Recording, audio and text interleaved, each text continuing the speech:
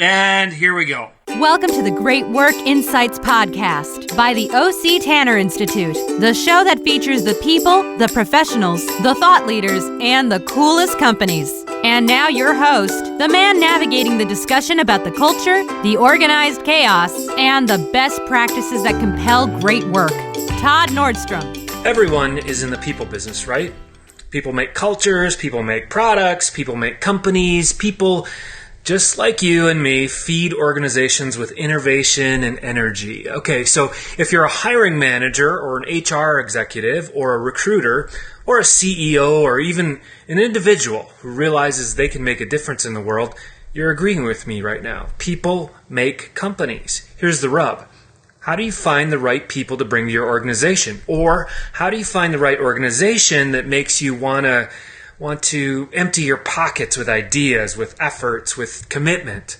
My guest today can provide that insight. He's a guy that personally chased the right fit for himself. He's a guy who knows a thing or two about hiring, maybe a thing or three or four about hiring and recruiting and engaging the right employees. Not only because he's been one, but because it's his job. Please welcome to the show, Chip Luman, COO of HireVue Incorporated. Thanks for being on the show today with us, Chip.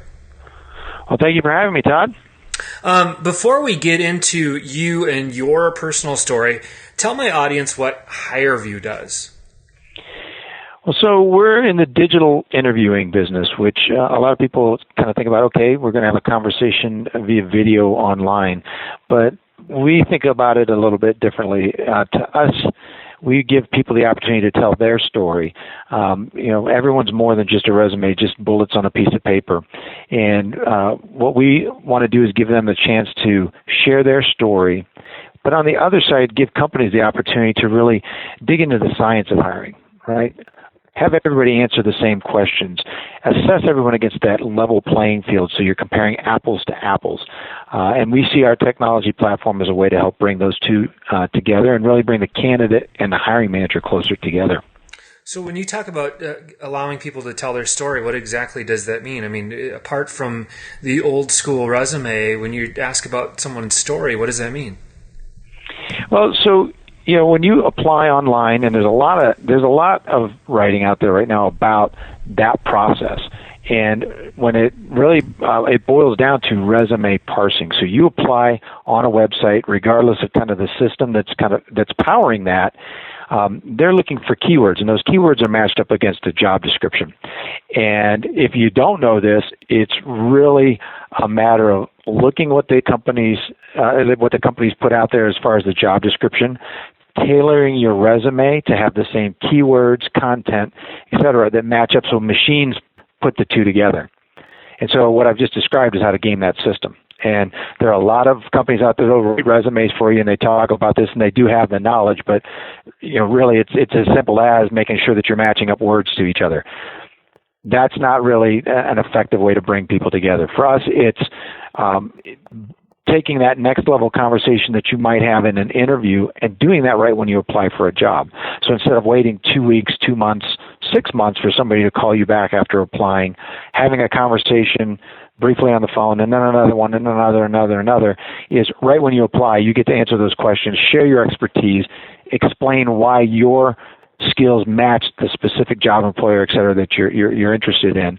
And on the other side, the companies get that information right up front, right? So you really kind of eliminate all that chasing down and interacting and all the variables that happen in between when you actually do get contacted by somebody. I want to ask you a question. A lot of conversations in the HR and recruitment profession right now are focused on two things: hiring the right people, like you're talking about, and also developing the right people.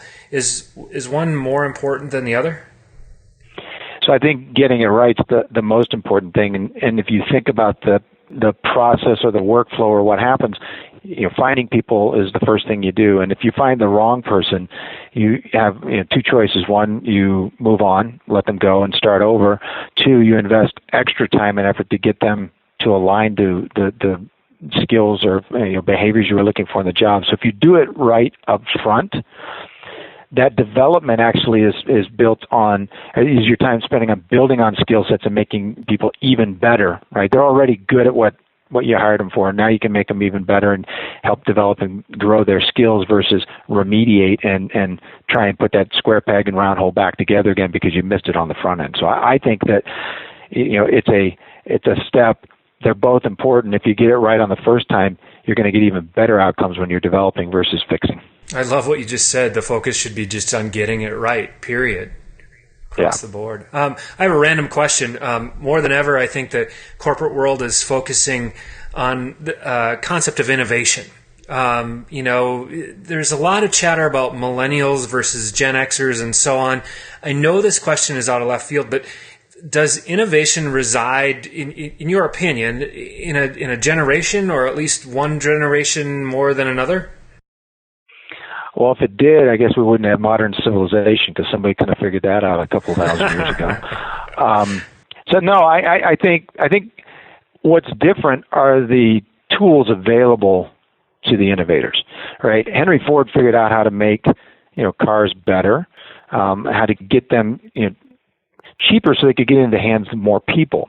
So he did it with the technology at hand, at the turn of the Industrial Revolution and what was there. So today, you can start a company with a couple of people with open source code, good developers, a good idea, and 3 or 4 people can build a company. Whereas, when I came out of school 20-something years ago, it took capital to do that, right? And it took a lot of people and infrastructure. So I think what's different is what's around and available for innovators to use. So I think the pace is enabled by technology, but I don't think any one generation owns anything. You can point to every generation in the last 100 years and kind of the contributions they made.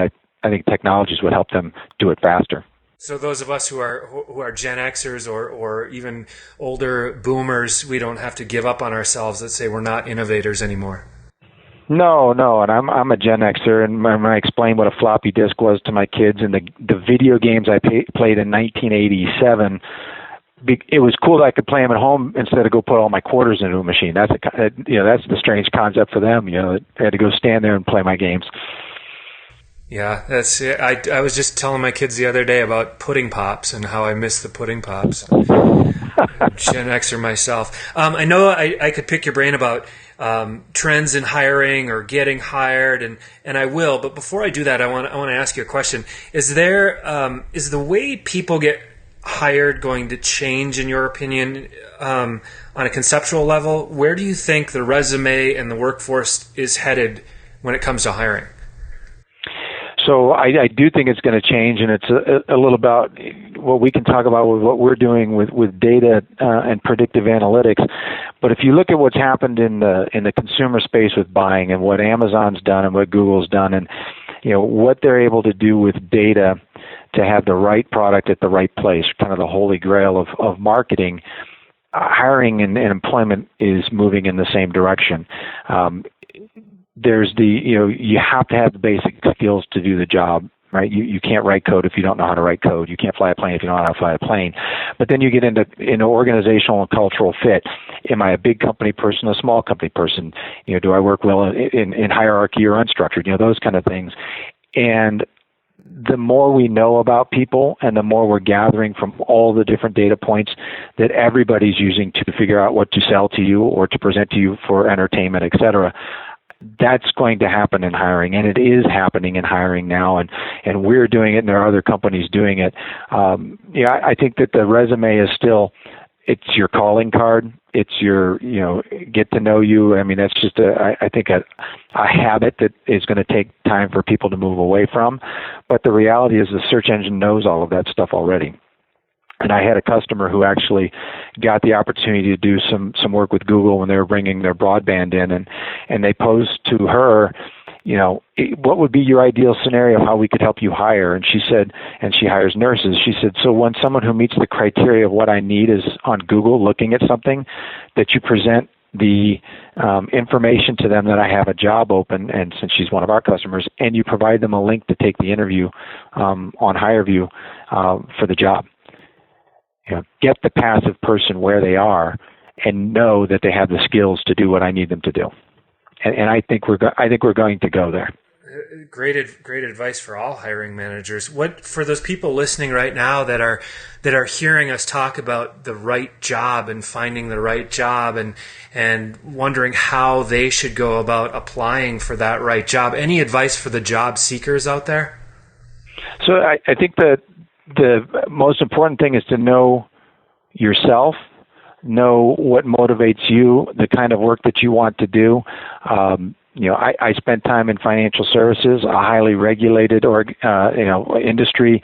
I was told, no, you can't do that, like a lot of times, and it was things that I could do at other places. So I didn't fit there, right? So I know probably don't want to be in a highly regulated, structured environment because I like to do creative things, et cetera. And so the job seeker first needs to know themselves. So right now, a lot of people, unfortunately, are in need of work, right? And so they'll take whatever work they can get. And it's unfortunate if you have to take a job that doesn't fit, but sometimes you got to pay the bills, right? But it's knowing who you are and what you're looking for, and then you have to build your brand.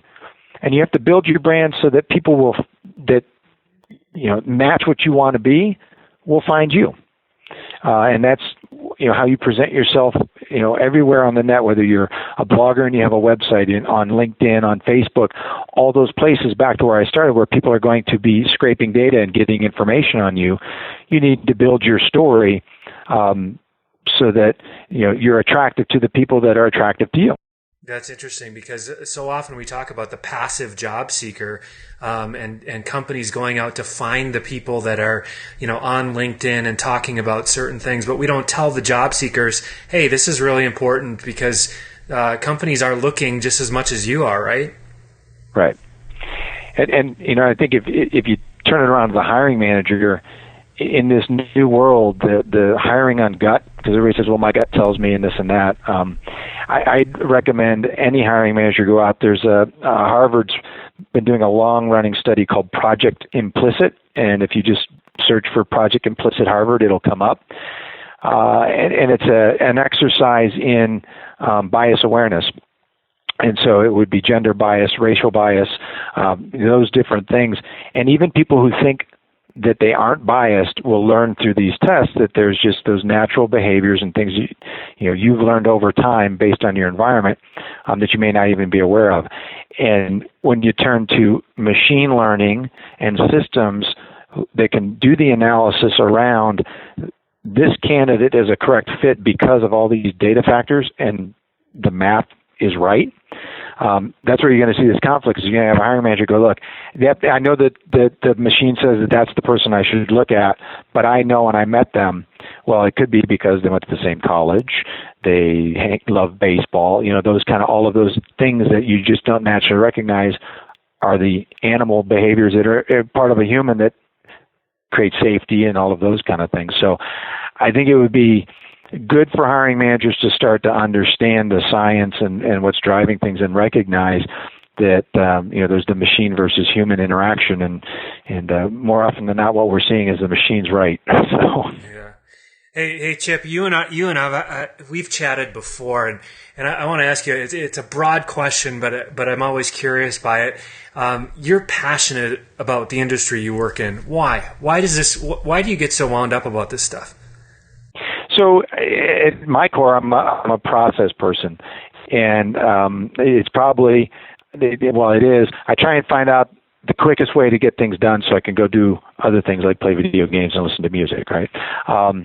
But seriously though, the when you look at process and you try to drive efficiency inside the organization, that's the kind of stuff that just gets me excited. And I see how technology can free up or enable professionals, and in this situation, HR professionals and recruiting professionals, to spend more time on the value added, the relationship.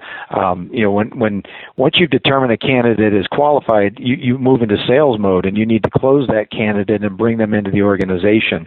And if technology can take the first part and ensure that they can do the job, that allows you to spend time on the other part, which I think is more fun and fulfilling, is the relationship building and all of those kind of things. So that really is, how you take technology to enrich the kind of work that we're doing and take the mundane or those other things or eliminate risk, via technology or better process workflow. Chip, thank you so much for joining us today. If you want to learn more about Chip, you can go to www.chipluman.com. That's ChipLuman.com. Or if you want to know more about HireVue, go to www.HireVue.com.